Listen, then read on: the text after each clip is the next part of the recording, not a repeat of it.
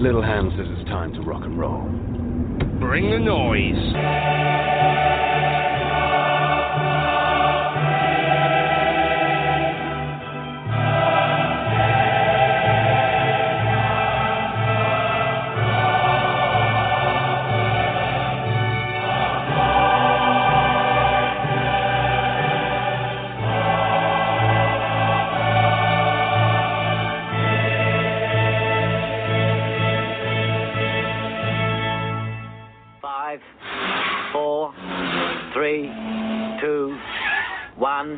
Go.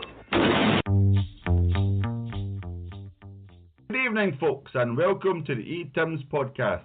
My name is Desmond, and tonight I'm joined from Stoke with Ralph Mouth. How you doing? And also all the way from the sunny east end of Glasgow, Hector Bandido. Good evening, everyone. Good evening, Hector and Ralph. Thank you very much for joining us. I'm sure you've had a very busy day. Has anyone been up to anything exciting today? Ralph, have you been up to anything exciting at all? I went out to get some new curtains. Lovely. And which was a fantastic way of spending a Sunday afternoon. Is that a Stoke euphemism at all? No, not at all. Okay, it's absolutely 100% genuine. Hector, just while we've got you on the line, have you been up to anything at all today that you'd maybe like to share with the listeners? Well, yeah, initially I watched the West Ham and Liverpool game, but then I thought, you know what? Potential independence this year. Why don't I brush up on my Gaelic? So I put on BBC Alba for half an hour. Yeah. Oh, and was there anything on? Well, interestingly enough, there was some football match that we might want to discuss, perhaps, that took place. That is very true. Was this the Ramsdens Cashford Gold Cup? Well, it wasn't the chip shop version, so yeah, I think you're right. I think it was the pawn shop. I think it was that one, the Ramsdens Cup. Yep. Well, that's very good. You see, that's very interesting. You see that because before we get to the game itself, which I'm sure went by the book as normal, I was up visiting my mother in hospital, and I happened to see the Sunday Mail, and there was a 2-page spread with Alistair McCoist talking about how over the next 7 days his side would be judged. So, Hector, given the day's final, I'm not sure how the game went itself. Could you tell me, how do you think Alistair McCoist's side will be judged over the next 7 days? Is there any way we can bring in some Sevco fans to answer that one? Because I think they would answer that. I think they would answer that in a way that we possibly couldn't do justice. But what I will do is try and be independent as possible here. I think the first part of his 7 days is not gone really well. Can I just say, I was watching the Liverpool game, Liverpool and West Ham, and I switched over literally wee snippets at a time for 10 seconds, and it was dire. But then Liverpool game finished, and the Raith Rovers and Rangers Sevco game went to extra time, and I watched the extra time, and it was bad enough to get football stopped. It was dire. But anyway, just to answer your point, I think the start of that 7-day journey is a big long traffic queue, and it's going nowhere fast. Well, Ralph, I think you've summed up very well there, Hector. Ralph, you and I have already discussed this earlier. How did the game go itself, actually? How was it in a quality spectacle-wise, barring the actual Gaelic commentary, which I thought no one really noticed, apart from when they interviewed Jimmy Nicholl, which I actually found quite funny, because you didn't actually know if Jimmy Nicholl was speaking Gaelic at any point. The speed of speaking. You know what? They kept bringing him on during the game to ask his opinion on how Raith were playing, and is he still associated with Raith? I'm not. I think no, Hector. I think he'll forever be associated with Raith. Let's be honest, and we all know why. Yeah, can we cover actually see tonight? Can we just tap in? Can we just cover that for 10 minutes that night? Because I think there's something that'd be good to talk about, maybe for 10-15 minutes later on, if that's okay. What night? Then that famous night in Raith? That famous night, 1994. Yeah, because I was going to bring it up anyway, but it's the whole Paul McStay thing, and I think it'd be good just for 5-10 minutes just to cover that towards the end of this if that's okay. Okay, that's fine. Yeah, at least we took them to penalties. Yes, Ralph, watching the game itself, how did you find it? Because I missed the first half an hour, and I believe I missed the actual point where Rangers may have had an actual attack, because for the amount of time I watched the game, I saw Nicky Law hit the post with speculative. I was almost saying spectacular. A speculative effort, and that was about it. Other than that, I didn't even know they had a centre forward on the pitch. How did you see the quality of the game? I thought Raith were actually quite impressive, but given the fact we were playing a side in a league below them, maybe I'm flattering Raith a little bit too much. It was. I think the manager at the end, the Raith manager, when he came on, he summed it up quite well, because he said we were playing a quality side today. And no, what he's done, he's told his players they were a quality side, and it took them till just before half-time to realise they weren't. They were actually playing a collection of pub players at best, and I say that with the greatest respect to pub players, because at least they put some effort into their game and they seem to care about it. Yeah. Rangers ran about, fell about, claimed for penalties, claimed for fouls. Their tactics seemed to be get a foul somewhere near the Raith goal and hoof it in for John Daly, who's slower than a week in jail at best. They were awful. They had no idea what they were doing. McCoy stood at the side, and he made Tony Mowbray look active. Oh, it was. He'd got one arm folded across the middle, the other the finger in the mouth. Whether or not that was I'm the thinking man sort of pose, but there was no thinking going on. There was no football going on from them, and at full time, the Rangers support booed their team. That's a cup final. This is a highlight of their season so far. When they're up against a full-time team, probably it's just the second full-time team they played this year, and they were out of depth. Raith realised there was nothing to them and just went for them. But watching it is Hector just said, like, I was expecting to watch the Liverpool game when my young nephew turned up, and he was kind of looking at the TV. He was looking at the TV and looking at me in a strange way, and I'd put the Liverpool game on for him to watch, and I says, "Is everything okay?" to my nephew, and he goes, "Is the Rangers game on?" And I'd forgot all about it, because I'm not really au fait with the Ramsdens Cup, to be honest. So I was like, alright, so it took me about 5 minutes to find BBC Alba, because strangely not, it's known my favourites list on Virgin Cable. So eventually we found it, started watching it, and my brother, like, he did play football to a good level, so he's basically screaming tactics at the TV. But it was every time Raith broke up the park, Raith had lovely passing moves, nice triangles running through the middle to the Rangers midfield, and Raith were only kind of running out of ideas or running out of legs by the time they actually reached the 18-yard line. But bar that's the whole game. It was this Raith attack, and Rangers were just... I thought Rangers looked like a tired team, and I was actually wondering if McCoy was going to come out with the whole, it's been a hard season. Shit, no, I mean, the pressure's always on us. People don't realise. But when you're looking at something, if you're relying on a player like Sebastian Poirier, who's got a bigger double chin than me, it looked like a guy who just woke up and ran onto the pitch wearing his Adidas Samba for 5-a-sides. He looked about 4 stone overweight, and I'm like, this is really somebody you're paying thousands of pounds a week to. Stevie Smith, is it Richie Foster? What's the guy Foster's name? The guy with the beard. Exactly, played the Champions League with Rangers, but it seems to be McCoy's found an old Walter Smith scrapbook and basically went, I'm going to implement that, because that if it worked for Walter, it'll work for me. But it's totally devoid of any tactics, any formation. Nicky Clark, one of the horrible, wee shittiest players I've ever seen. Elbows everywhere, knees everywhere, jumping into everybody and pleading that Rangers innocent look that they're so good at. Well, I'd have to challenge you on that point about Ali McCoy, because I think as a young rookie manager, he's doing a fantastic job. So I think he needs time. He needs a lot of money to spend this summer, and he should be given as much time and money as he possibly needs to get Rangers back into the top flight of Scottish football. Can I just confirm? Are you Hector Bandido, who owns McCoysmuststay.net? God bless Ali. Has he mentioned that the referee's first name was Kevin yet? Because that was another excuse. I think the referee was overcompensating a bit, because every time a Rangers player hit the deck or went anywhere near a hint of a foul, a Raith player was getting booked. It was unbelievable. But it was, and again, if anyone's listening to this and going, that's very good for you all to talk. Let's remember the time Raith Rovers beat Celtic. That was in a League Cup final, a real cup final. No equivalent of the police five-a-sides, which we used to play it when we were in school, which is basically what this is. That's twice, 2 years now. Alan McCoy has the chance in the Ramsdens Cup. In 2 years, he's blown it. So surely. Not like that. See the Raith Rovers team that beat us in penalties, and I was at the game, and we should have won that game easily with several goals. And it wasn't until our last minute when Gordon Marshall made a daft mistake. They made it 2 each when we lost in penalties. But that Raith Rovers team went to the UEFA Cup and did well. They had some good football players. This Raith Rovers team, by that standard, are they're towards the bottom half. Yeah. I think they're 3 or 4. Yeah, of that second division.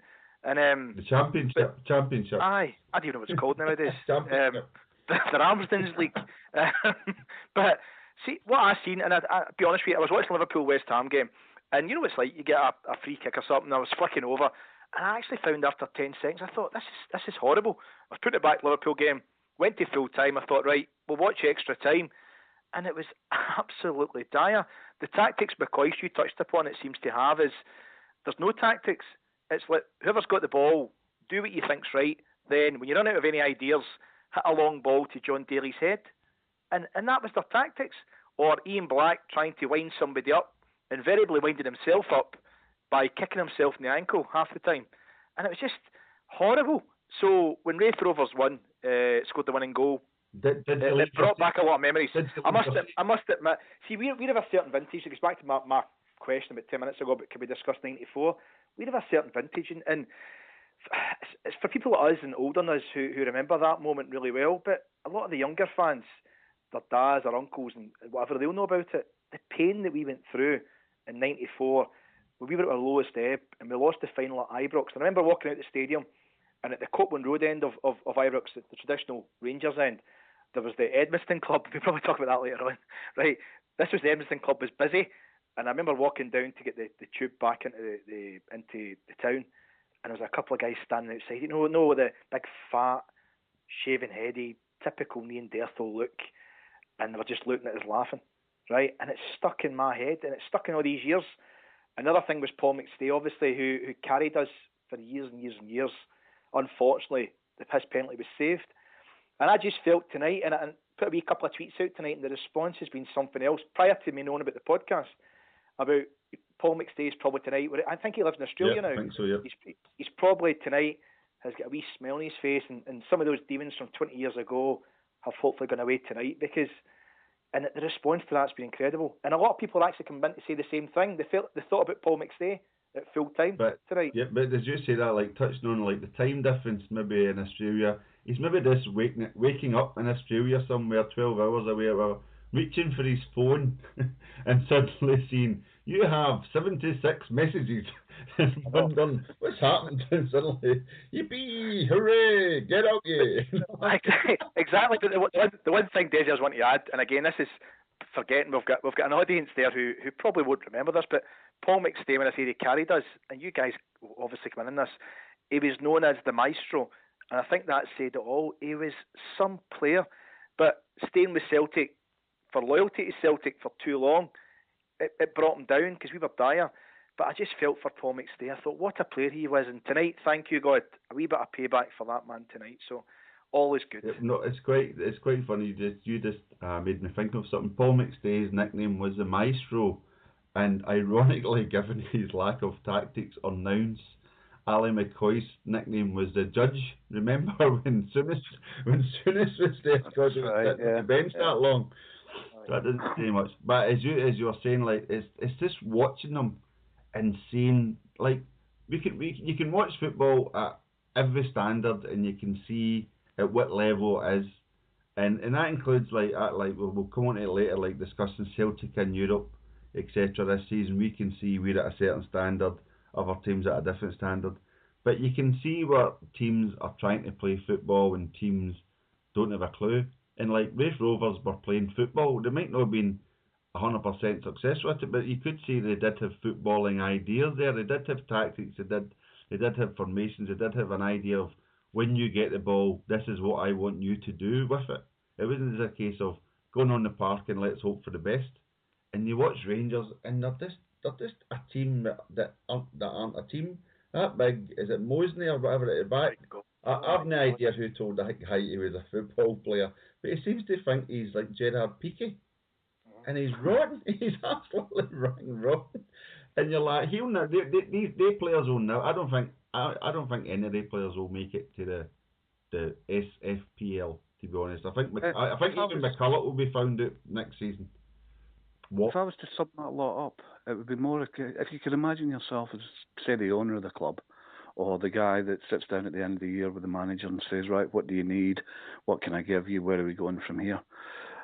In 12 months back, you would sit with McCoist and say, right, what's the plan for this year? And he would tell you whatever he wants to do. It's a journey. We're doing this. We're doing that.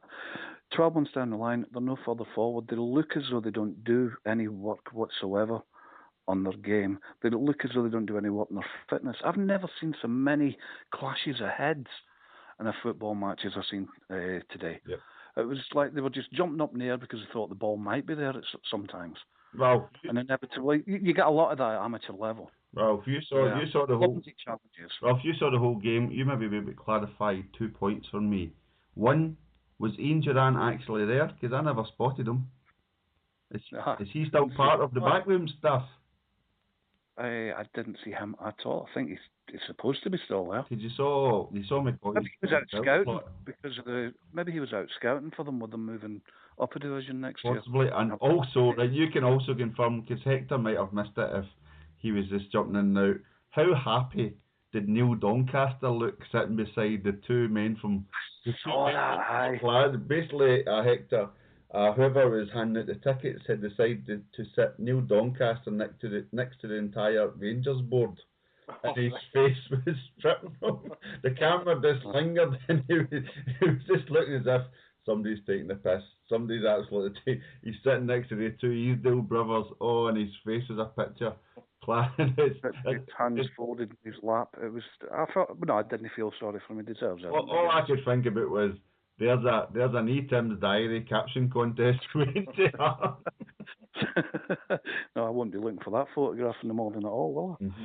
So yeah, well, Hector, I don't know if you have anything to add on the 94 comparisons. For me myself, I was actually I was down in England studying back in '94, and I was staying through in Blackpool that Sunday, and this shows you how long ago 1994 really was in technology and communication wise.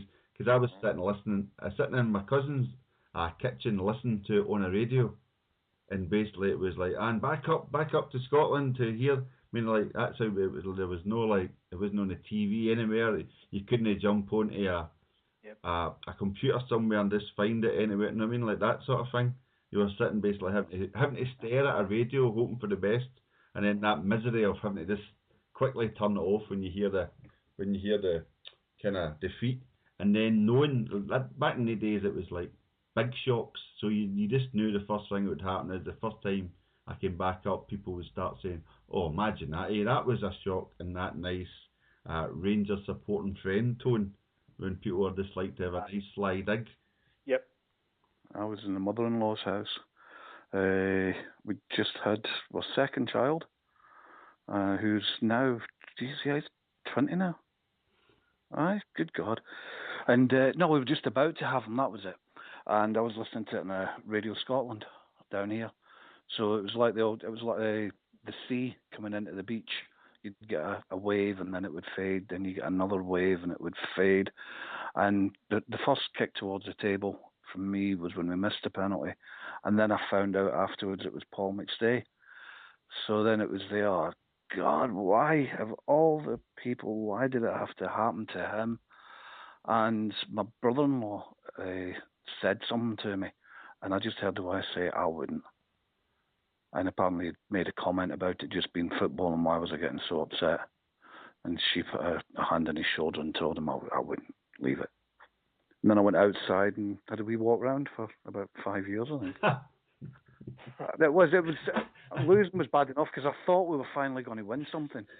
3 weeks later. I really thought we were going to win something, and McStay had stayed with us through all that. God, aye. And because it had happened to him, it felt worse, much worse. If Gordon Marshall had picked it up and flung it into the net with a minute left, you'd have expected that. You know, that's the equaliser. Pretty much on a weekly basis. No, with his scissor handling skills. Remember Vidal? He used to be always spotted in there. What was the old clip? What the view? It was his first game and he was warming up and he didn't get near any of them. And that laid the part. That was Gordon Marshall. Mm-hmm. He came down to Stoke and flung a couple into the net as well after that.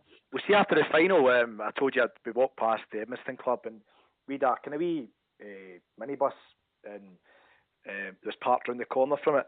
And we went back after the match to a local pub in Shettleston. And a lot of the guys, you guys are not from Glasgow. You've got some pubs that are Tim and some that are Hunt pubs, whatever. But the vast majority of pubs, they've always got supporters for both sides in them. And that was no different. So we had a lot of mates that were blue noses and everything else. And we'd gone there that day expecting to win my first trophy. And I think it was 5 years. 1989 it was when Joe Miller, remember they won the cup final at Hampden, Joe Miller? So that was 5 years. That was more than 5 years. Because I think the League Cup final was about October, November 94, so it was over 5.5 years and we were dire. And we got in there thinking, this is it, this is our day. So then to get through full time, to be ahead twice, to lose that late goal in extra time, then for the maestro, for Paul McStay to have the penalty saved, walking past Edmiston Club, minibus back to Shettleston, I thought, right, what am I doing? Am I going to go home? No, stuff it. We're in there and all the blue noses, even the ones that weren't out very often, they turned out that night to have a wind up because there was no, as you say, there was no internet and stuff back then, so it was more about face to face. And we took it, as Tony Mowbray was saying, we took it to gin. Took it. My chum was like Desperate Dan that night, I tell you. But we took it. But it sticks in your head, and I've been trying to say that to my oldest kid, that if you give out a wind up and criticism, you've got to take it back. And I would just say that that's 20 years ago, it's never left me. But I've heard a lot of things about karma recently. I tell you what, we're getting karma big style, we know, for the last couple of years. And tonight has just added even more to it. So for Paul McStay, that was for you. So you're still a legend in our eyes. Oh, that's good. You've given me the headline or the title for the podcast now. Well done, Hector. Right, so we'll leave the joys of Sevco. We see the thing is, it's we all know it's a different club. We all know the old club died, but the people that are associated with the new club are the same people that were associated with the old club. So it is a kind of karma, and the genuine emotion that we felt when they get beat. I mean, the laughter and everything else when they get beat today, it just shows that we still don't like them. And I suppose deep down we'd like to play them again. I would have loved to have played that lot today. Oh, gee, we could. What is it? Cricket? You declare. Yeah. You just sit back and let the other lot try to catch up with you. But I remember one of the old guys I used to work with. He was a devout Celtic man, and he insists at one point during the Jock Stein years, I think Celtic were playing Rangers around about the late 60s, early 70s. I think it might have been in a final, whatever. And Celtic were something like 4 up. And he insists that Jock Stein told the guys, that's enough. Let's no over-egg it. Let's no cause any animosity. Let's just take the 4-0, whatever it was at the time. Old John used to insist. He's like, I'm telling you, son, I was right behind him, and he's like, that'll do. I was raging. He'd never forgiven Jock Stein for this alleged. Let's just call it a day there. There was a 4-0 League Cup final. He said basically he was telling the guys, that's it. This killed the game. We'll take this and let's. I don't know if it was let's not inflict any further humiliation or whatever, but basically old John had never forgiven Jock Stein for that. So again, Hector Josephus is a wee bit of karma coming back. Hopefully it'll come back in spades, because if Jackie McNamara was watching that today, then if you've got a bunch of young, hungry Dundee United players who can play with skill and pace, watching that today, and they're going to want to. If you were a Dundee United player watching that, you know what's available for you shown off next week, as in really highlighting your talent. You know what I mean? So they've got a real good chance, especially with the transfer window coming up. I'm with you. I've got a couple of concerns about their game next week. Right. The first one is a young team. I just hope they don't freeze on the day. I think with young players, a Scottish Cup semi-final, live in Sky, probably a 50,000 sellout, probably 35 to 38,000 home supporters there. I just hope they don't freeze. And the second thing is, I think the Ibrox mob, they'll be so pumped up for this that they'll be, McCulloch's elbows won't be the only elbows in show next Saturday. I think they'll be flying into everything. And if the referee, who is actually, what's his face, Bobby Madden, season ticket holder at Ibrox in the past, if he doesn't protect United's players, I think they could be in trouble. So, assuming those two things are sorted, they'll win convincingly. However, it's up to them on the day. Well, I think it will actually work against them, because I don't think they've got the skill set to match, to be able to harness any aggression or enthusiasm. So by the time they're trying to clatter into some Dundee United teenager, the ball will have been moved on 10 yards, and the referee will end up having no choice. It'll be like a stern word. No, it'll be like a bad look. Then it'll be a wave finger. Then it'll be a stern word. Then it'll be, listen, Nicky or Ian, I'm going to have to book one of these now. That's 10 tackles, and then eventually it's going to be like a sending off. And the more they get annoyed with themselves for not having the pace or the skill, the more Dundee United is going to run riot. I honestly think it could be a good 3-0 easily. Like McCoy's has faced. 3? No, that's what I was going to say before half time. Rangers wouldn't have had any possession of the ball before. No, I'm saying before half time. I honestly think it could be before half time, and then could you imagine what the hordes will be like turning on McCoist at Ibrox, getting gubbed at Ibrox? So they played Inverness Cali, get hammered. Played Dundee United up at Tannadice and get hammered. The only team that's let anybody down was Motherwell, and we all know that was no great surprise, let's be honest. But that was a false dawn for Rangers, pretending they were at a level that they aren't. And as you were touching on, Ralph, earlier, when you look at somebody like John Daly, who was SPL standard, no more, no less, but the guy could score goals and play well in SPL. You watched him a day, and he was totally devoid of a touch, a pace. He had nothing. He's just a totally shot player. And I think, I'm looking forward to that. I wasn't going to watch it. I don't know if it's on TV. I'm assuming it's on TV. It's on Sky. Normally I wouldn't bother watching it, but I think I'll maybe just have to make allowances this far, because I always like a good comedy. And to watch Jackie McNamara keep a straight face afterwards by giving it, Rangers are a quality side, but we came here today and we did the lads did all that we expected of them. That would be nice, watching his tongue firmly in his cheek, and then watching Ali kick his brown brogues against his blue suit in annoyance. I think they'll struggle to get Ibrox full for that game.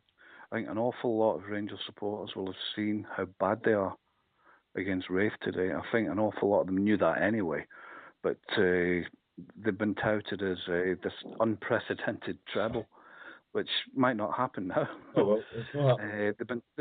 What was it McCulloch said earlier in the season? There's not much difference between where they're playing and Premier League standard. There's an awful lot of difference, and they found out just the difference between the bottom of the first and where they are now, which is technically in the second, I suppose, to get promoted. Yeah. It's going to be horrible for them next week. Which is it Saturday or Sunday? Saturday, because the Celtic game yesterday, obviously we played United. It was on Sky yesterday, and at the end of the match they advertised it for next Saturday. I think it's about 12:30 or 12:45 on Saturday. I'm going to just reserve a little bit and sit in the fence. I think United will win. No, I think United will win. But listen, see when they need support, when Rangers stroke Sevco need support for officials, they get it, right? And I'm just thinking. You mentioned tackles. Absolutely agree with you. Normal circumstances, yellow card, red card. Watch what happens next Saturday. Just watch it.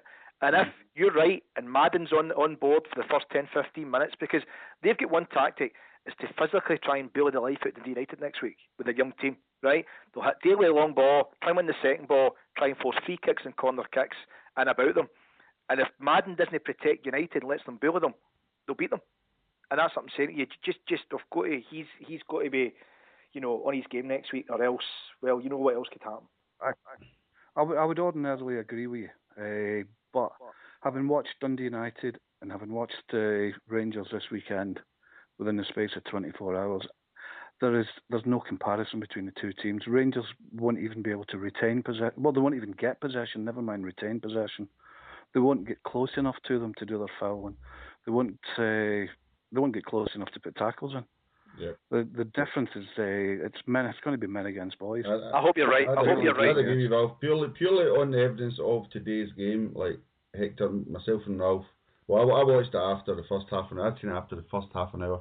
Ralph's at all. It's how bad. I don't think we could actually convey. We could be here all night, and I don't think we could convey how bad that Rangers side actually played, given the fact they never actually played whatsoever. But Hector, to you, right? McCoy said in the Sunday Mail, over the next 7 days, we'll judge how far we have come. If they get gubbed next week, how far to Cessnock's job centre do you think Ali will have to go, or do you think he'll get to stay because they can't afford to sack him? I think he'll get to stay until the whole board debate's finally completed, and that is probably still a few weeks off. And obviously, there's the whole season ticket debacle they've got to think about. So, although they all know he's shite, right, and even guys my work, Rangers fans, they know they like him, they admire him because obviously he was with them, he stayed with them, blah blah blah. Forget the money aspect, right? They don't really care about that initially. They stayed with him, he stayed with them, blah blah blah. But they know as a manager he's just well out of his depth. He's at best a number 2. They kind of go between the players. The guy they all like and all that. And he's exactly, that's the very person. And by the way, he probably was that number 2 with Walter Smith. I'd imagine that's what he was. But he's so out of his depth as a manager. But it's the politics that's at play over there, isn't it? With the whole situation with Dave King, with the current board, and I just don't think they would let him go just yet. So I'm hoping they don't. I hope they keep him for the next until Sevco die, basically. Mm-hmm. Ralph, what will be your last point? With the likes of with McCoy, he's simply there just because. Well, firstly, nobody else wants it. Davis is available. Wouldn't get another manager from Davis anywhere. is available now. It doesn't matter whether he's available. Ultimately, they don't even know if they're going to get paid there month by month. So I don't think anybody would be looking for that job in particular. There's talk as well that McCoyster is meeting up with other members of the old board again, and they're up to something else. So I think, to be honest, what's happening on the field is probably the furthest for McCoy's mind, unless he's put a microphone in front of him and he's got to justify something. Hector, because you touched on a point there, like Rangers guys in the work, or Rangers friends, Rangers supporting friends or colleagues, they'll say shite too. And like 2 of my friends are like die-hard Rangers men, and the 2 of them are a wee bit opposite. One's get to defend the club at all costs in front of Celtic fans, so he'll never say anything bad. He'll just say, yeah, take it from day to day. Whereas the other one, he's a bit longer in the tooth, and he's like, McCoy's is terrible. He's got to go right away. And I think there'll be quite a lot of Rangers fans like that who'll basically, they're talking about, it's good to have this face to sell season books. But I think there'll also be the reverse of that, of people saying, I'm not spending money if I thought Alan McCoy was still in charge. So I think it's going to be quite a challenge for him to stay, to be honest. I know there's a lot of politics and that to go, but if people are looking at Rangers going into the Championship, which I love calling it the Championship, and facing a Hearts team, a Partick Thistle, or a St Mirren, maybe a Ross County, a Dunfermline, maybe a Dundee or a Hamilton, or a Falkirk. I mean, a Queen of... Or even Raith Rovers again. Livingston. Queen of the South always give them a good game tape. I mean, just kind of going, wait a minute. They're kind of go thinking, wait a minute, you're asking me to pony up another 50% or whatever, because Easdale's already said prices are going to have to go up, etc. So it's going to be quite funny. But leaving that aside, that does remind me of something else that I had to remember and bring up during this podcast. Ralph, during the week you get very, very angry after Peter Lawwell announced that people should buy their season books because when Rangers come along, people will be dying for the books and they might not be there. How do you feel about that statement? If you want to explain it to the listeners. This was called an April Fool, only it wasn't me that did it. I felt that I was... You're funny. I read it. You see, I've picked up other stuff for the fella, and he knows exactly who he is. And it's usually been 100%. And I was towards the end of finishing off writing, and I thought, right, and then I caught the first bit of that, and I thought, dear, wait a minute. That sounds, I tell you, bad. And I started having a wee chunter to myself. So I tried a wee chunter. It's a Stoke trend. If you can, it's an old mining town. Whatever you get up to in the whatever you get up to in the privacy of your own home is up to you, Ralph. You don't need to share it with anyone. So I thought to myself, this can't be right. And I checked the official website and there was nothing on there. And I thought, right, if he said that, I've missed probably the biggest statement in this season. So I thought, I'll chuck it in. So. And then I was looking at the replies, and somebody pointed out it was an April Fool. So I thought, right, how do I get out of this? Did I make it look like it was my April Fool? And I thought, no, I might as well be honest about it. I got it wrong, but it was a good story. And I tell you what, if Lowell is thinking about doing that, which I could always say I'd heard a drunk guy tell me he was, he's already got the reaction. In fact, there you are. I'll claim that Lowell phoned us and says, put that in the diary, see what people think. So now he's changed his mind, and you'll notice that he'll not do any of that. And it's purely because he read it in the diary. Wow, I should be in politics. No, I have to say, I mean, I was reading it, like, obviously I was reading it, and I'm kind of going, what was that like? Because again, I hadn't like, say, checked up in the story. I was just reading it as in, it's in the diary, therefore it's something for reading. I don't want to say it must be true, but I was just taking it as read. So I'm reading through it, and I'm listening to him, and you know I'm not exactly Peter Lawwell's biggest fan, but it was just I kept reading. Then I go to the comments, and I could almost see your jaw drop in amongst the comments, and it was like, then I go to like 4 comments, and it was like, Ralph Mouth, okay, fair dues, I've been had, and I was like, fantastic. But I should have left it and says, well, when you know, it doesn't matter, it was on fun. But the one I put in is what I thought was an April Fool. No, it's turned out, it looks like there's something in it. What was that? The one about the McCoy's meeting up with old Rangers pals. No, it was your response to the Peter Lawwell story. In Hector this case missed it. It was basically claiming Peter Lawwell was shouting, this is a great deal for Celtic fans. You better jump in and get your season books, because Rangers are coming back next season, and if you don't get your season book this season, well, hell mend you if you think they're going to get it next season. There's going to be such demand, etc., etc. And a few people did bite, but Ralph, it was your response where you wrote something like, I sat next to him, I genuinely thought he had some interest in Celtic. You know, there was steam coming. I've had to get a new keyboard. I can see it in his eyes. Was it your Hugh Keevins impersonation you did, Ralph? Oh, it was a belter. It was. And I just thought, how could, 1 minute he's telling us this and the next, and I just went for it hook lines. Because once I started on my wee chunter, as it were, that was it. It was off. And that's well. So it shows we're fallible. It was 3 years of doing the diary show, and I'm fallible. Yeah, at least I don't get any credibility to destroy. There was a few April Fools like kicking about, especially about the Scottish independence. But that was the one that made me laugh at the most. It was just when you wrote that. I sat with Peter Lawwell this year, and he seemed a decent guy, but now I find myself wondering and questioning myself. Oh, hilarious. Fantastic. Okay, looking at that was this week, but looking back to yesterday, Hector, did you happen to catch the Dundee United game? Yeah, I watched it, and I thought the first half we played really well. I thought we knocked the ball about really, really quickly, crisply, accurate.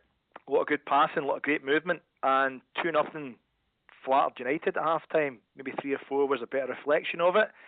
Then the second half, I think obviously Jackie's had a word near some of his players to, at least put a foot in and show some passion, and they did. I thought the second half was more 50-50, but no, we're convincing winners overall. Happy with performance, happy with how we played. Sammy had his best game. Well, he's not really played much, but I thought he played quite well. The boy Henderson was on for about 50 odd minutes.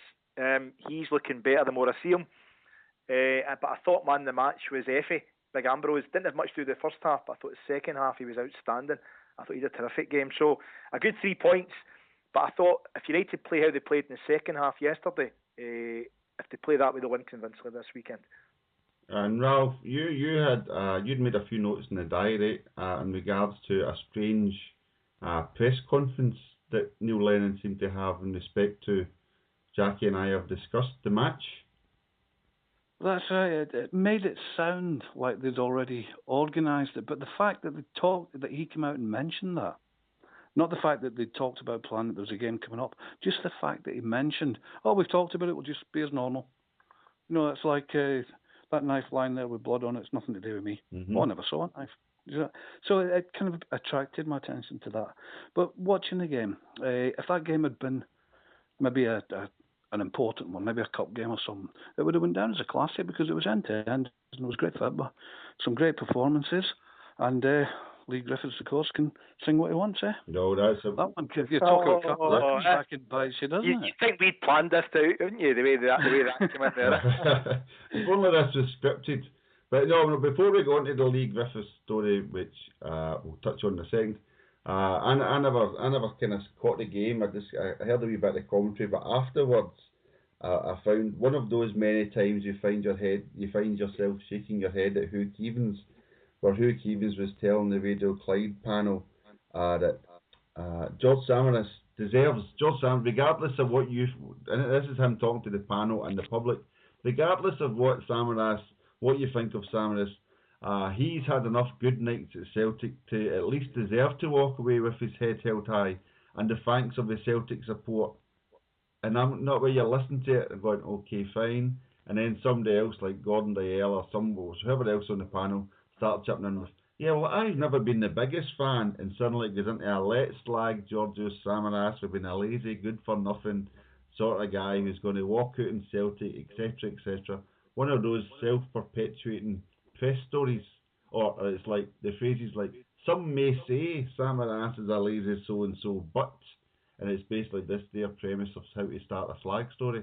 And I was driving with my Rangers supporting friend was in the car, and I'm like, this is the sort of thing that really annoys you about the Scottish press. How did this create stories out of nothing? No one's thinking Samaras is leaving, good riddance, can't I get rid of him quick enough? It's just one of these professional footballers who come, they go, and that's it. But they're trying to like stir it up by saying, let's not stir it up. It's pathetic. It's such a shame I can't get Radio Clyde down here. Well, you can get it on the web. But Ralph, you did touch on the Leigh Griffiths story, non-story. Do you think Celtic should hammer him for singing Rudy Scatcho's A Fucking Refugee, which is in the Sunday Mail today? It's ridiculous. The whole thing's ridiculous. It sounds very much to me like it's a story when there's nothing else to talk about. Don't get me wrong. Griffiths should grow up a wee bit. It's a great idea to go to the football with your mates, but not when you can be photographed singing, photographed doing. It doesn't. He's putting himself in a position where no matter what he does, it's going to get back to his work. Was it racist? No, I don't think so. I don't think there's anybody that. There's going to a lot of people coming out and saying, "Oh, get rid of him, get rid of him." I don't think any single one of them has ever done anything not similar. What is it? He who is without sin cast the first stone. Yep. We've all done it, and I think it's too hot. Well, what's that story about Bertie Auld to the referee? If I called you an orange bastard, would you send me off? Of course I would. Well, what if I think you're an orange bastard? Well, obviously I'm not going to send you off. Well, I think you're an orange bastard. We laughed because it's funny. Yeah. It's kind of thing. But I'm not for a minute comparing Bertie Auld with Leigh Griffiths, but to me it's the same kind of thing. Football supporters sing about opposing players. They're not particularly nice to them. I remember going to Tynecastle once and they played Gypsies, Tramps and Thieves over the tannoy before the game. Same kind of thing.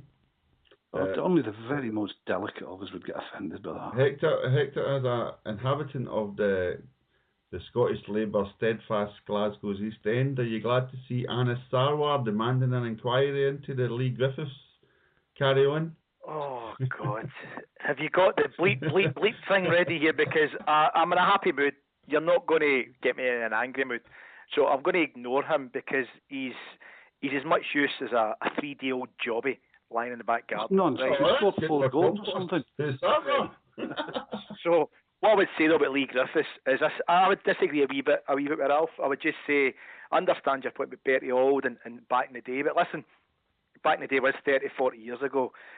Things have moved on. To me, he's a daft boy, right? But at the same time, I think the club have got to say, look, well, this isn't acceptable. No way, you don't sack a guy for that. But what the club should be doing is right. It's wrong. Let's fix it. Look at our background, our fans, not just historically with the Irish immigrants moving over, Italians in modern day, a lot of the Asian fans as well go to Celtic Cup. We've got to, in my opinion, take a good stand on this. So I would suggest a lot of great tweets today about this. The Glasgow Refugee Centre, how about Celtic working with them and say, listen, Leigh, you've got to understand some of these words nowadays. It has an impact. Get your ass down there, get involved and educate yourself, and we'll help support you do that. So wouldn't they sack him? But I think the club should take a stand and say, if this continues, wee man, you're out the door. get it sorted, but we'll do what we can to support you. Because I think we've got to make a stand. I don't like just saying no, it doesn't matter. It does matter. If it was the Gypsies or something else, it'd be the Irish or it'd be you name it. So I think we've got to try and take the moral high ground as much as we can here. And not only that, it's the right thing to do. So that'd be my 2 pence worth. I'd agree with that too. I'd agree with that actually. Get them to work with refugees. Get them to see a part of this. And it'll broaden his horizons, and then he'll maybe not be so prone to stupid wee games that he's playing. Just so you know, I'm sorry, Desi, but listen, I don't think for 1 second, I don't know Leigh Grittiths, right? So I'm obviously guessing here. I don't think for 1 second when he was singing, whether he sung as part of that song, either all of it or some of it, that he meant the words that he said. I don't think that for 1 second, right? But what I do think is that he's just got to know you can't say certain things nowadays, right? It's just, no, it's not the right thing to say, it's wrong. So he's 22, 23-year-old. We've all been 22, 23, said daft things, done daft things. So I hate these people who are older that act all high and mighty and, you know, get them out the door. No, that's a lot of bollocks. I'm sorry, just behave yourself and get a life. But the club working with Leigh Grittiths and maybe the Glasgow Refugee Centre, whatever, let's get involved and educate Grittiths and educate others who maybe unwittingly shout the same things at times. I'm just thinking it's a shame that the Commonwealth Games are on in Glasgow, or else we could have maybe staged a nice wee concert with the Fugees and maybe an Elvis impersonator after the Anthony Stokes affair. I mean, we're starting to get a wee kind of collection behind us. Aye. Well, do you think there's a bigger picture there? Do you think we're suffering from a lack of discipline? Do you think Neil Lennon's happy going out and the drinking? Don't forget he's been caught singing as well. Do you think it's maybe reflecting on the players? But I think it reflects more on society that the first thing anybody and again, as Hector points out, every one of us, and that includes anybody listening, everyone's done stupid things. As my late father-in-law used to say, the best piece of advice I ever got was from him, and he said, "Son, everybody's an arsehole sometime." You know what I mean? So you just have to remember that. But the fact is, like, we all laughed when Donald Findlay was caught on camera singing the sash and people were shouting outrage, etc., etc. So then, like, somebody like that, and it's going to happen, but it's the fact that people's first instincts these days are, there's such and such, let's film them doing things. And again, as Ralph, you touched on, it's a totally different mindset these days that people are going to have to basically address and say, it might be a bit draconian that I can't let myself go in public, but the situation is I can't let myself go in public. Everything I need to do has to be behind closed doors or of a nice orderly fashion where I just smile. And again, that could come down to things even like, say, drinking or whatever, like drinking alcohol, just a case of you turn up, you drink your Diet Coke, your Diet Iron Brew, smile for the cameras and walk away, and then go and do things in the privacy of your own home or away from prying eyes, because it just seems to be this is the new norm now. As soon as anything happens, people get there. And like the Sunday Mail, you can't even see Leigh Grittiths in the photos. It's that blurred. It's obviously been taken for the back of a pub, but it's just a case of this is what it is. Leigh Grittiths is over there in the corner singing a song on a camera phone. So that's all the public need to know. That's argue terrible. That he heard the song and then he sat down and thought, oh, I'm not getting involved in this. Because that's what you actually see in the video. But he's made himself a target now for anybody that wants to film him. Every time he goes out the door, no matter what he does, he could trip over a dog and he'll get filmed kicking a dog to death in the street. He's made a big rod for his back. Like Hector said, he's going down and helping the refugees and putting across this image that he's grown up is probably the best thing that he could do. Maybe this reminded me of like something as in people putting themselves in like certain situations. Remember, like a few years ago, like Rooney was turning up for the Old Firm games, etc. I mind my mate meeting Steven Gerrard walking through the Merchant City. And Steven Gerrard had his collar up. He was just walking along. I think it was like the kind of wanted a long coat on. But my pal recognised him straight away, and he's like, "Steven Gerrard, how are you doing?" And Steven Gerrard had been at the Old Firm game, but just kept his cell. Turned up, kept his cell, turned up, and then was just making his way back to wherever he was going. No hassle, no like any supporters, pubs or clubs or anything, just in and out. There exactly what he wanted to do. Quite a thing. No one was any the wiser. No, that way, just kind of a wee bit more professional or a wee bit more skilled at it than just kind of I sat about half a dozen seats for Wayne Rooney at Ibrox, and people were pointing out there's Wayne Rooney, and when I looked at him, he'd get the woolly hat on, like a donkey jacket with the collar turned up, and he was sitting staring straight ahead for about an hour and a half. He hardly spoke to anybody except for the sort of how you doing, and then just got up and went after the game. Yeah, and again, like I know a guy who used to be in charge of organising Rio Ferdinand's trips. Rio Ferdinand used to come up with like 5 guys for Old Trafford for Old Firm games to see Celtic games, and he would basically make a phone call and it would be up to a guy to make the arrangements, as in like the hotels and the nightclubs when they were turning up, the cars, etc. But everything was done keeping a bit of privacy, no press informed, nothing like that, making sure there was a bit of exclusive room in like a nightclub or whatever, but no like advertising the fact that Mr. Ferdinand's going to be in this club and he wants to make sure that everyone knows he's there by trying to portray he's not going to be there. It was purely genuine, right? They're coming up here to enjoy themselves, but they're not looking for any hassle or to generate any headlines whatsoever, and they never did. No, that way they were just came up, had a good 24 hours, posed for photos with various people in like clubs or at the game, but never get drunk, never this went over the top. And that way you're kind of going, some people know how to play the game and are obviously kind of skilled a wee bit more on the PR side. And maybe Grittiths just needs that now that he's at a place for Celtic. Would anybody bothered if he was still at Wolves? You know what I mean? Singing those songs. If it was just Griffiths, you'd have a point, but the Stokes thing kind of makes me wonder if there's more to it than that. Sure, Aidan McGeady and Darren O'Dea used to get themselves in bother as well. Mm-hmm. So there might be a job waiting for somebody at Celtic Park just to sit down with these boys and tell them what the world's all about these days. Are you aware that there is a PR man at Celtic Park, Ralph? Somebody told me there was. Jeanette Finlay told me there was, and I'm still to hear anything from him. Publicly, privately, like he's going to ring me. But nothing, you never see him saying anything. I wouldn't even be able to tell you his name. Okay, well, we come to a point. Hector, you were saying, I was going to say, we come to a point where we could decide to do the highlights and the lowlights of this season, but I think we could maybe just postpone that, given what we've covered tonight in respect to today's comedy showing.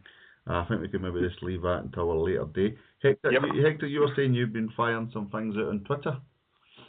Well, basically, since the Ramsdens Cup final kind of finished or came to its conclusion, and without a word to lie, we've probably had about 500 responses just in the last 2 to 3 hours. It's just been mental.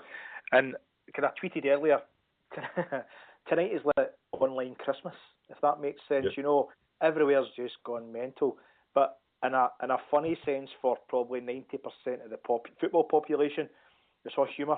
It's all JPEGs getting put online with wee caption contests, and it's so funny. So if you get a chance tonight, I would recommend you go to Twitter, just go to our timeline and look at some of the stuff we've been sent in. So it's been really brilliant. It's been so funny. So yeah, well done to everyone. Terrific stuff. And we mean that. We're starting with the Raith Rovers players when we say that, obviously. What would you have done, Hector or Desi? Did you see? You didn't maybe see the drop ball situation during the Raith against Rangers game today? No, I never seen it. McCulloch's moved out the way so that your man Callum Elliott can pass it straight back to the keeper. There's nobody else in the 18-yard box. If you were Callum Elliott, what would you have done? Well, because I'm fairly sure I know what I would have done. Well, as I said, I was sitting with my nephew, and my nephew was screaming, "Lamp it! This hit it right into the net."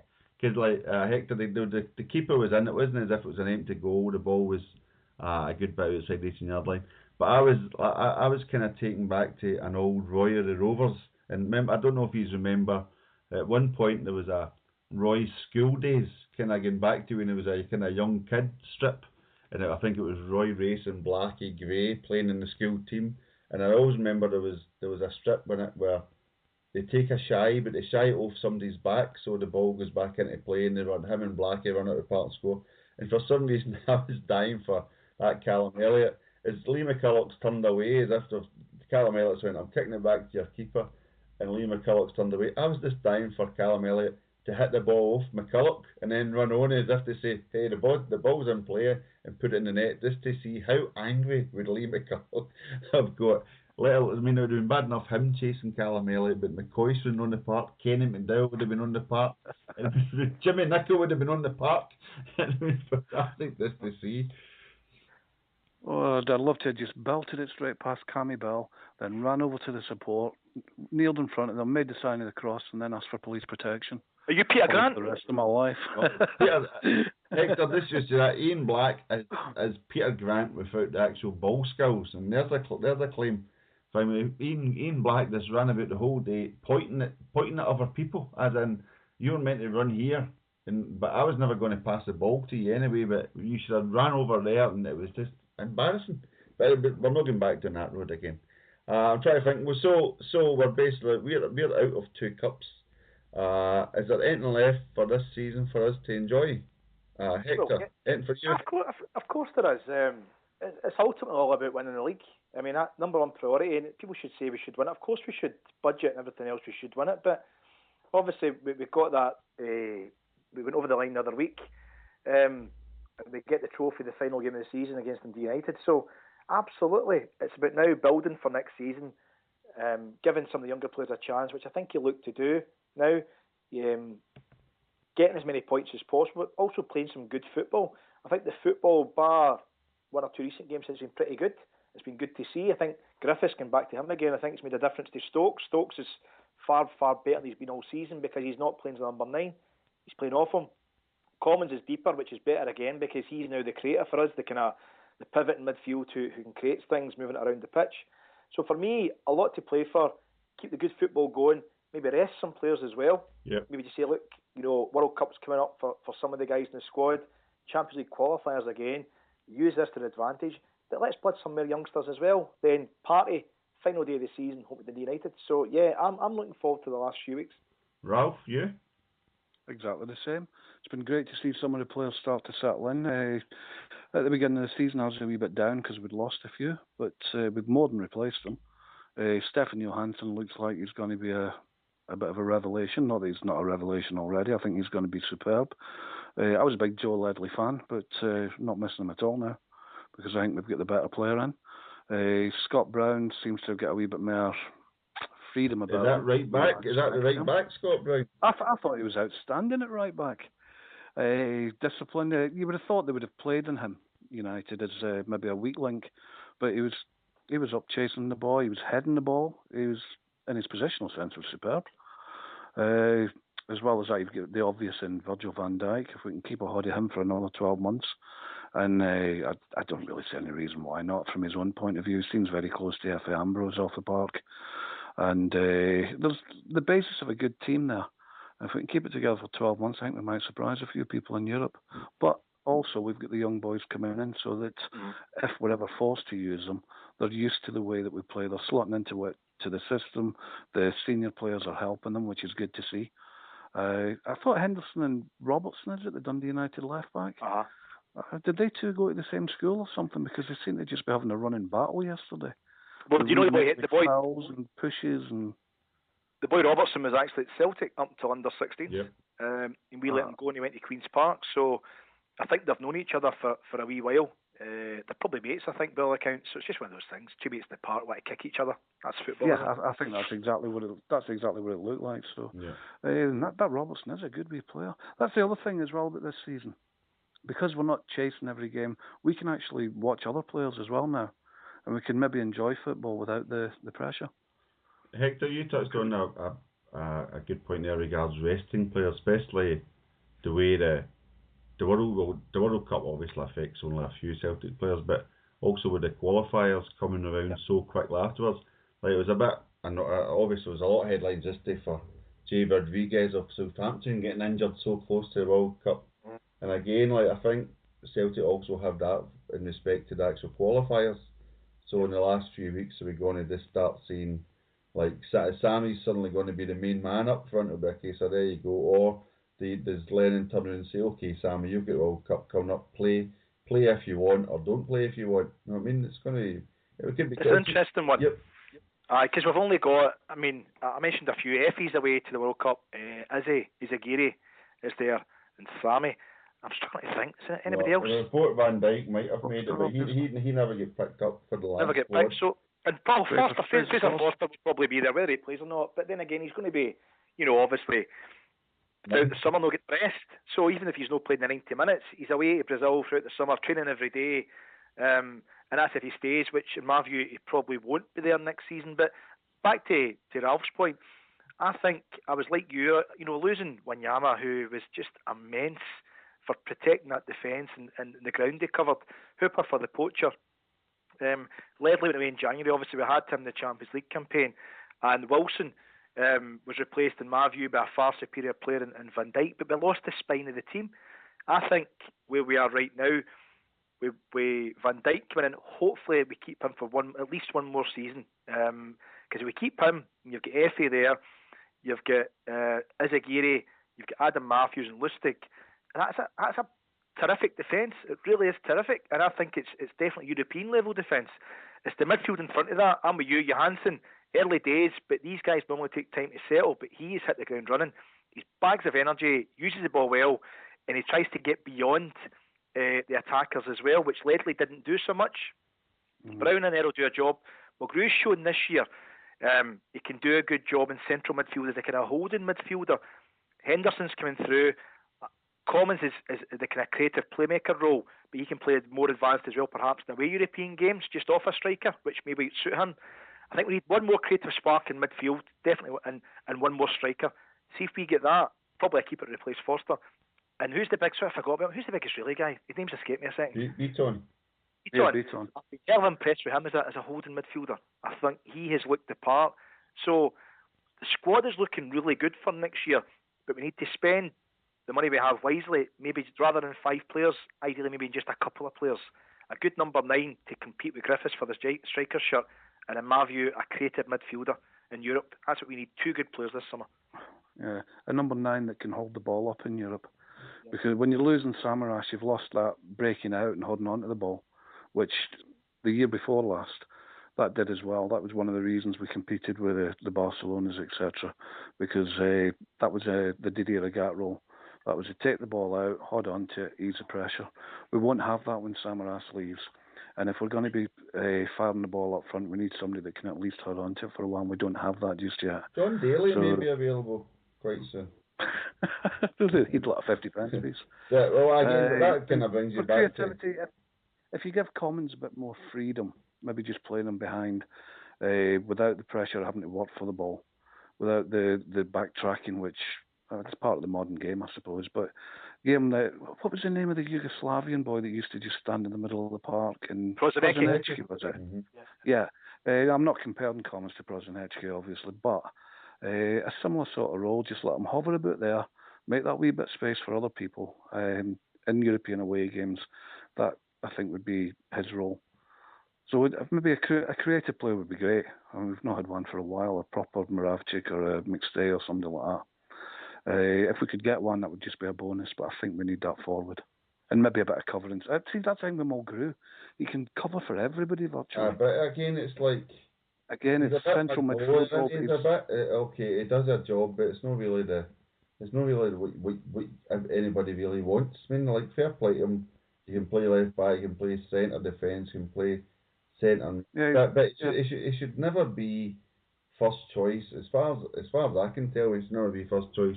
But Lenny obviously likes him, and he obviously does what he's instructed to do by the management. So Lenny likes him, but he would never be my first. He does very well. He does very well for Scotland in that midfield role. But the thing is, Near Beaton's a far better player than what he is in that role. Mm-hmm. So he's always the first choice. The 2 defenders, the 2 centre halves are better than him. So they'll always be first choice. Same with Izagiri at left back. Aye. But he's there in case one of them, because we're never always going to have a first 11 out. You're right, agree with that. We need somebody like him. Yeah, but that's also, I think, where maybe Lenny could, but I'll come to him in a minute, where Celtic could maybe also try and expand a little, as in the squad rotation. I mean, like, how many games has Aguirre played this season? I mean, like, he has D left back. He is the only left back we've got, really, as far as I can tell. And find me the pressure that's on him has been kind of very, very, especially in a World Cup year too. So obviously, I think in the next few weeks he's going to be mindful that he's got the World Cup coming up, and the last thing he wants to be doing is into a tackle 50-50 and coming off the worst against somebody for Aberdeen or whatever, and then suddenly you missed the World Cup result. It wouldn't surprise me, see, just on that and going back a few minutes, it wouldn't surprise me one bit if we make a wee move for the boy Robertson from the United. Because as you say, as he's away all summer, he won't have had a break. Is that the ideal preparation for Champions League qualifiers? Did we not sign the left back for Partick Thistle? No, definitely didn't sign him. I thought there was some. No, he played against us the other week. But did we not agree a deal or something for him? No, I don't think we did. The only thing about Robertson is we probably have to pay about $1 million for him, which makes me think we'd only do that if we're selling Izzy. I don't think we'll do that for a backup player. So, but then again, Izzy might go this summer. He might have a good World Cup and we get made a good offer because he's been terrific this season. I don't think that boy will ever leave Celtic. You can tell by the way he talks about the club. You can tell by the way he was talking to the supporters at the end of the lap of honour. Well, one of the lap of honours that we're having this season. He loves it. Some people just settle, and he's settled. I think you said that there, Ralph. I think there's actually a new DVD getting launched on Monday. Celtic's Greatest Lap of Honours DVD. 2013 to 2014 with commentary by Dougie Donnelly. But quickly, what happened to him? He was at the Raith Rovers game today, as far as I'm aware. Is he not in Clyde's board or something? But he never seems to go to a Clyde game. Oh no, it is. I've never forgiven him for playing the Lubomir Moravcik commentary on that DVD. That was a disgrace, having Dougie Donnelly doing the commentary on that. But do you remember you used to get the sports scene programmes in midweek, and you would avoid the score to watch it, when you were a kid? And you used to sit down and the programme would come on, and my old man used to always say if Dougie Donnelly was smiling, there was no point in watching the bloody thing. Aye. Yeah. He also has that rather unhealthy Colin Montgomery look about him, doesn't he? Exactly, yeah.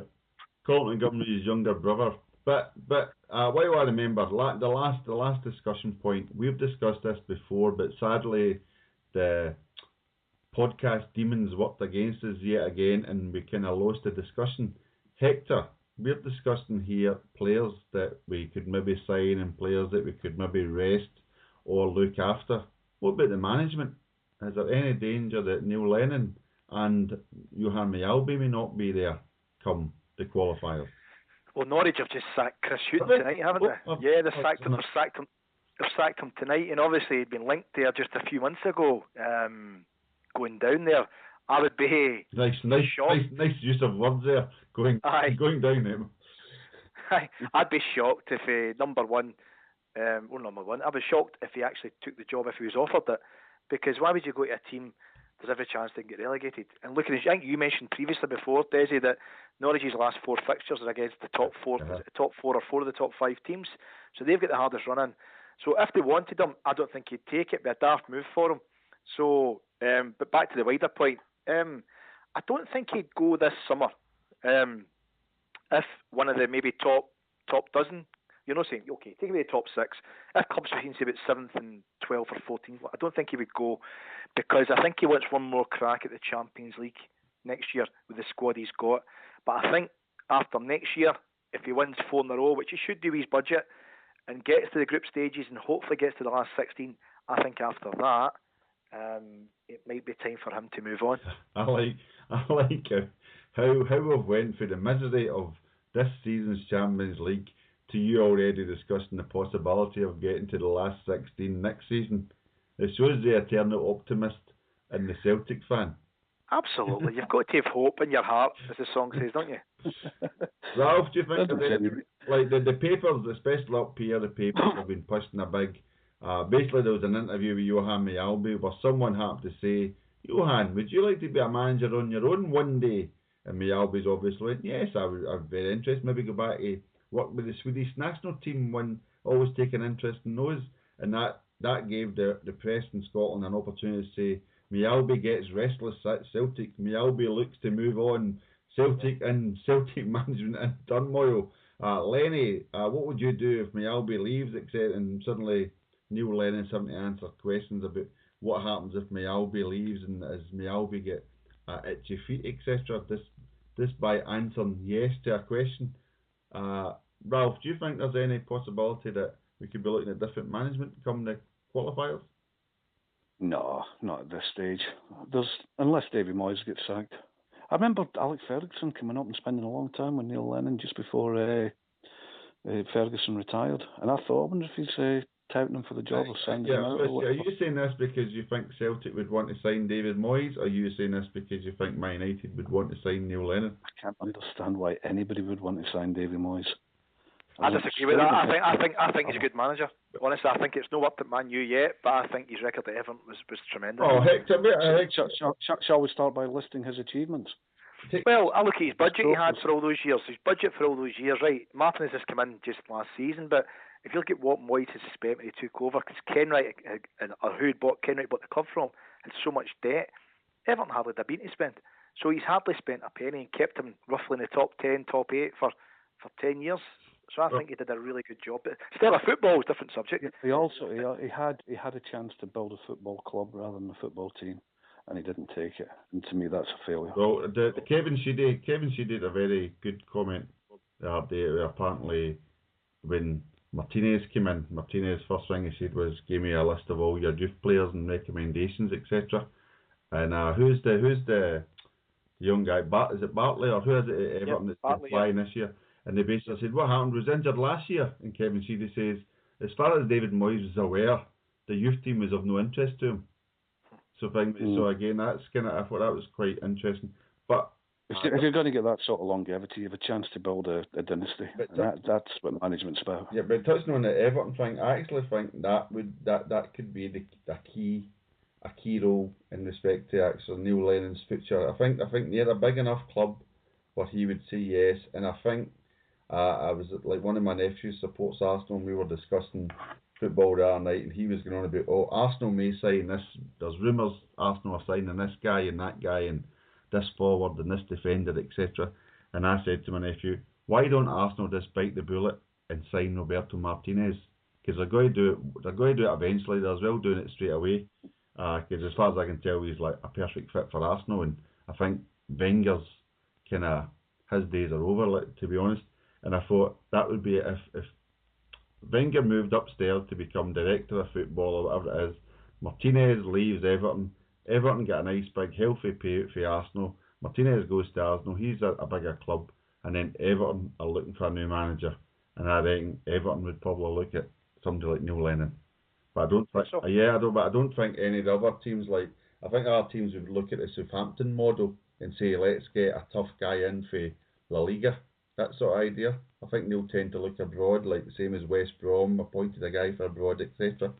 And that's why Lennon came out there and said, even though Tim Sherwood looks to be a bit of a football McCoist, came out and said it was good to see a British guy at least get a chance.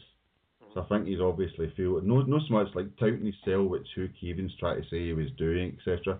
But I think he was just stating a fact as a British manager that it is nice to see other British guys get a chance in Britain to manage. It's the same with players down here. They're not interested in British players, and it looks like they're going the same with managers. Sorry, Hector. I was going to say the problem with Lennon going to an English Premier League team, I don't really mean problem as a problem as such, but regards teams wanting him, is that he's limited, isn't it? Because you can forget the top six. You mentioned Everton. I just don't think Everton would. I think the Martinez approach has maybe showed them what model they want to go in the future. Is a style of play that if a coach has been doing that for maybe 2 or 3 years but not had the players at his disposal. I think with Lennon though, I think his best approach, he's got 2 options. I think it's going to be either somebody gets sacked like Chris Hughton and he takes the risk that he goes to a team that could get relegated, and again that's a big risk.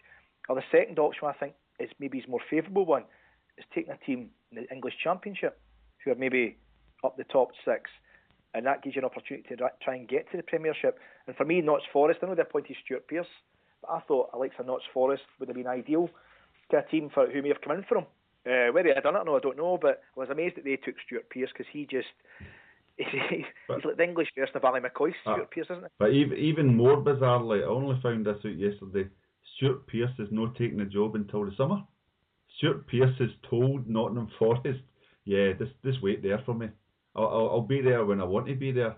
Surely, if you're in, like us three talking here, I believe when we hear the name Notts Forest, we still think of that wonderful Clough team and how big. Yep. I mean, like, I remember how great Nottingham Forest were, and then you hear like a managerial dick like Stuart Pearce. I mean, nothing about his football career, just been the manager career, and you think, who the hell does he think he is to turn and go, yeah, I'll be there in the summer.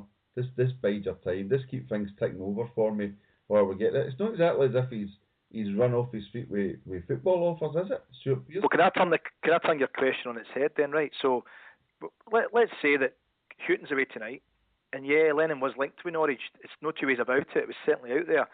Say Norwich phoned up Law tonight and says, right, we'd like Neil Lennon, and Norwich talked to him, etc., promising the world, yada yada yada, and he was to take the job.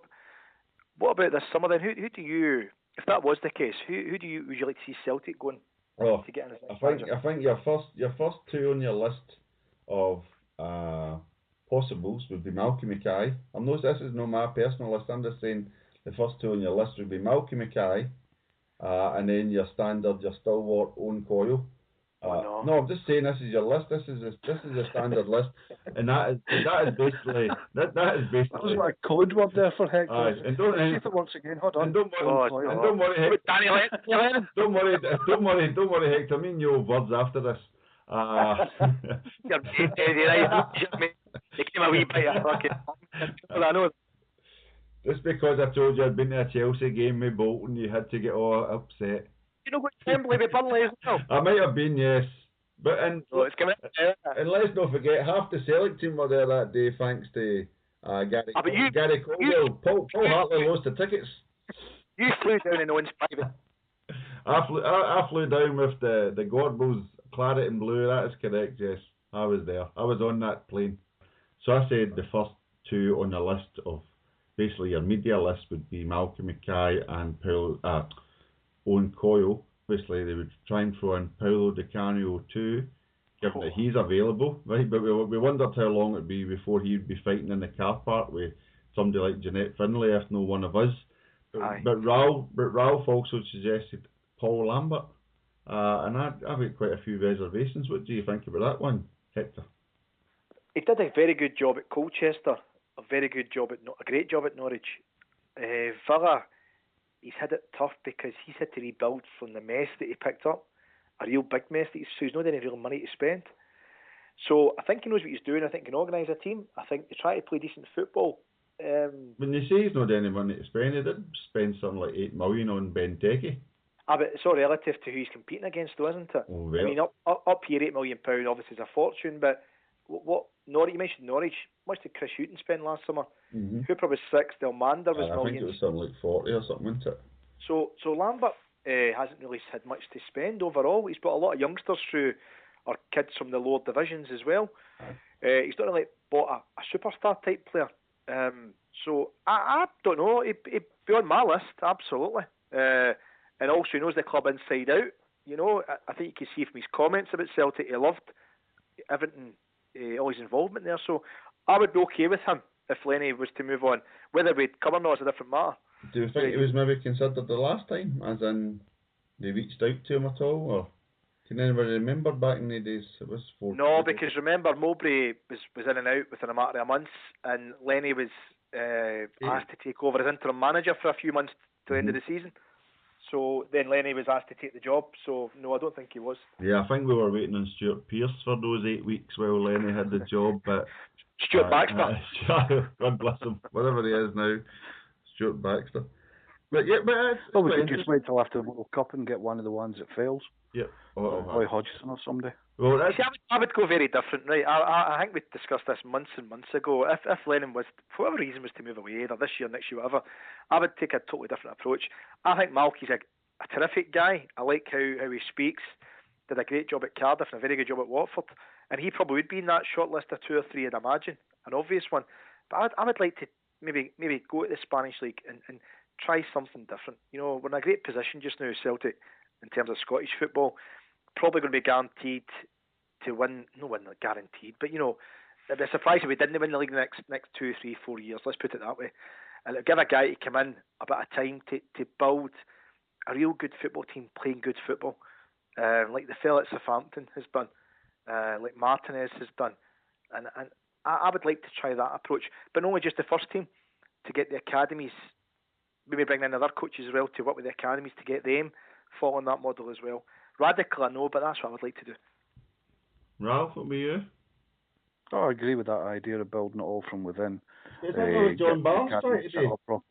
Remember John Barnes said he was going to have so much. Everybody's going to play 2-2-2-2-2 right through the. That's because he couldn't count beyond that. Right through the youth team, right through to the first team. To be fair to John Barnes, John Barnes did have a vision. A sensible discussion about management. John Barnes did have a vision for Celtic. God. Oh, you know what I mean? It needs that sort of language. It might be children listening. I'm just. John Barnes has the same effect on me as Owen Coyle has on Hector. Let's not go down that road. God will clad it in blue. That's all I'm saying. And you've also maybe got your Paul Hartley's coming up. I can't think of anybody else maybe with a Celtic connection, but again the Celtic traditions in the past. Steve Clark, there you go. There's really, one. come on, really. Well, he's done a very good job. Is he not just another alley? Maybe a good number two. Nothing against Steve Clark. No, again, I'm just trying to think. It's just it's the same names that always go around. As you say, we could maybe. You mentioned Celtic connection though, right? And we tried to get down that route. Steve Clark was obviously a Celtic fan. I thought he did a good job at West Brom. I was amazed that West Brom got rid of him. I couldn't have believed they did that after he'd done a really good job last season. And this year, I think he got up to third at one point early this season. I couldn't believe they got rid of him. But again, if you were going to go for somebody who gets a job done, you could always go really extravagant and look at somebody like Sam Allardyce. You know what I mean? And it might sound a bit of a stretch. Behave yourself. But again, you look at he had a job at Newcastle and they had them in 7th in the league or whatever because the fans weren't too pleased, they get a sack. But he keeps getting to get West Ham promoted. He kept bolting up all the years. But again, I'm just trying to say, and he always complains he never gets a chance at a really big club. Or you could turn because you don't come much bigger. What can you do? You know what I mean? From Sam Allardyce, it's just another step towards Tony Pulis. Well, and then we really have just fell apart. Lou McCarry. Well, again, your Mark Cousins now. I mean, so what road do you go down? Do you go down the ones with a great an expansive managerial record, an English managerial record, a Celtic connection, or just a bit of both? I.e., Hector, would you be happy if they just said, okay, well, Lenny's moving on, but we're going to keep Johan Mjalby and bring Henrik in as his number 2? Do you think that could happen? Well, that was the old philosophy years ago at Liverpool, wasn't it? Aye, and it was very successful until they changed the philosophy and brought Souness in. Aye, exactly. Aye, he destroyed them, and ever since then they've been paying the price for over 10 to 15 years. So certainly worse models in place than that. Mjalby seems like a strong character. I don't think he get messed around. I think the players would respect him. I think you can see that. I think the media would respect him. The fans like him. He probably knows what he's doing. So there's worse choices than that, I thought. Mm-hmm. It would keep a continuity. That would probably be the best move, to be honest, I think.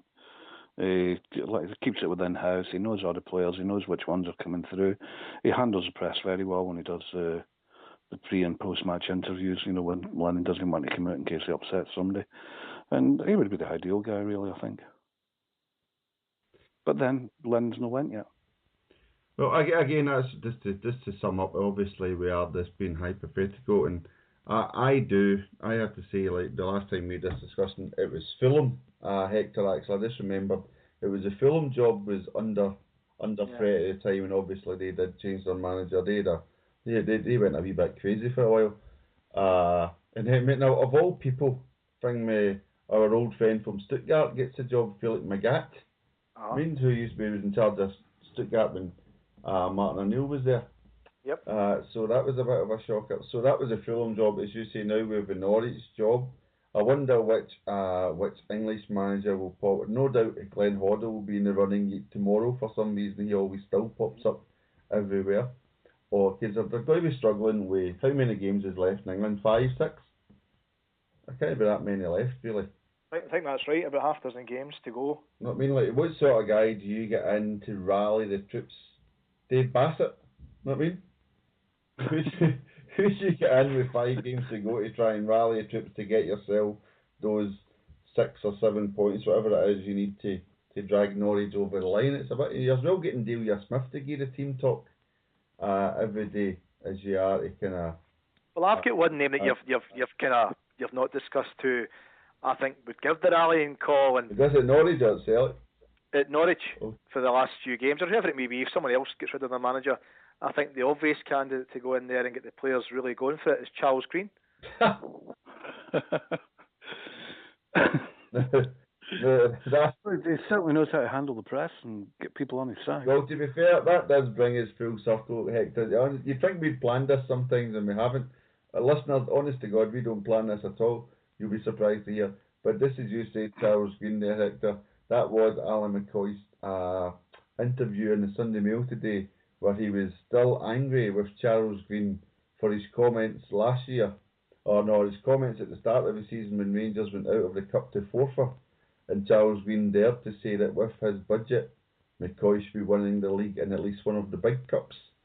And Ali said, if we win this cup today, I wouldn't be surprised if Charles Green was claiming the victory was due to him. I, for one, wouldn't be sharing it with him. And Alex saying afterwards, he won't be sharing it with anyone. So I thought that was quite good. So the one thing you can just imagine that's happened after today's game is your usual suspects, the Evening Times, the Daily Record, the Sun. They've had a 8-page special pullout, all prepared, haven't they? For them winning the Ramsdens Cup. And just imagine the editor going, "Oh no!" No, I'll tell you. There's only one image. There's only one image better or more scary than that, right? Imagine being Ali McCoy and having to walk out, go on the team coach, and the 2 Easdale brothers are sitting on the front 2 seats of that coach. Imagine him having to face they 2 guys, knowing exactly what they guys know and who they guys are. I mean, that must be, poor Ali must be just waiting for Alistair, can we have a word with you in the office when you get back? Mammy, Daddy, he'd be bottling it. And he's not caring about his job at that point. Well, just on that, whenever you're ready to wrap up, I did put a question out about an hour ago, and it's on the Charles Green, Ali McCoy's front. So, sorry, is Ralph anything you want to add, Desi, before that's the final section of anything you want to do? Ralph, anything for you? No, I'm fine. One with the Twitter? Carry on, Hector, you take it away. So, Desi, are you online just so you Twitter? I am not, sorry, I've not even got it side now. Even if you read a choice few. I'll try and be very careful because I've just had a brief glance at a couple and some of the responses are a bit choice with the words, right? So and all will become clear in a second. So the question we put out, podcast question for the Bampots: if he was there, what would Charles Green have said at full time in the Sevco dressing room?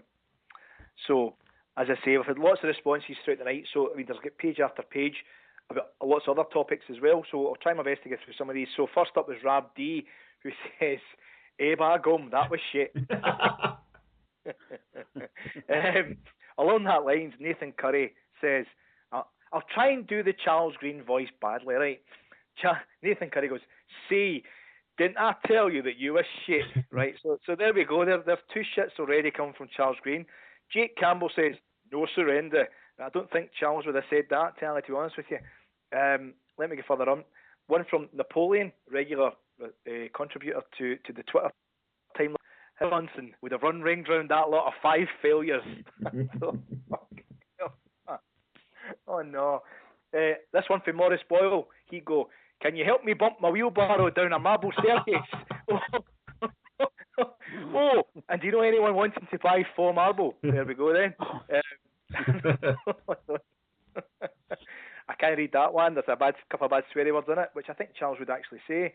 One from Kevin, which is funny, very simple but funny. Charles would go, look at the size of my hands. Oh no. Another couple of ones, you're fired. I can't read that one because that one's a bit rude. That one's rude as well. I can't read that. I mean, they're obviously going to, character here with Charles Green as they're doing that. Let me see. Mark Daly, not the Mark Daly, it could be Mark Daly. He goes, what would Charles have said to Ali in the dressing room? God, God gave me big hands so I could slap Sally. Hold on.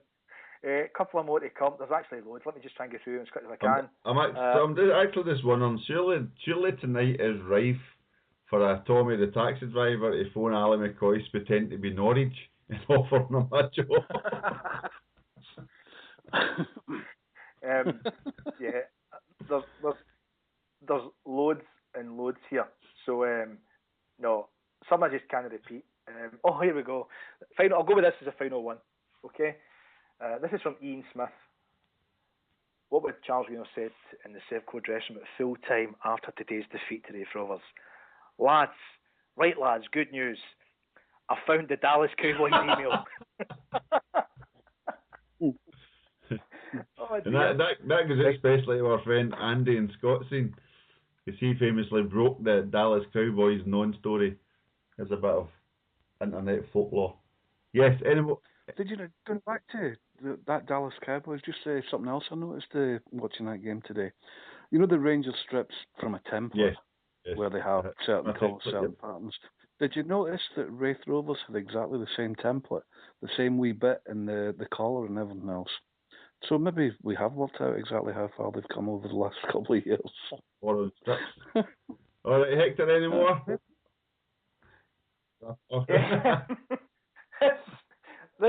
This one's brilliant, right? And there's loads more, right? I could actually go, but this one's brilliant. This is from John, Calton lad, and he goes, Charles says, "Quick, Heimlich manoeuvre, pie and throw it."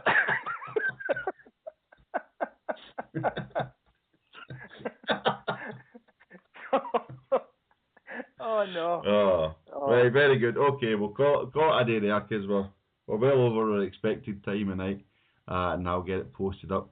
Okay, well this leaves for me to thank everyone for listening. The podcast will be available as always up on the podcast site and also on www.etims.net, as well as on the Spreaker site, which hosts the Etims podcast and radio shows. And I would just like to say thank you for joining me to Ralph Mouth. No problem. And also thanks very much, Hector Bandido. Thank you, guys. Okay, folks. Next podcast we'll have towards the end of the season, and we'll look back at our highlights and lowlights of this season, and obviously the football in the summer coming, and any other comedy which has happened involving Sevco. But we'll leave you tonight with a nice song commemorating today's comedy events over Easter Roads. Thank you for listening. Good night.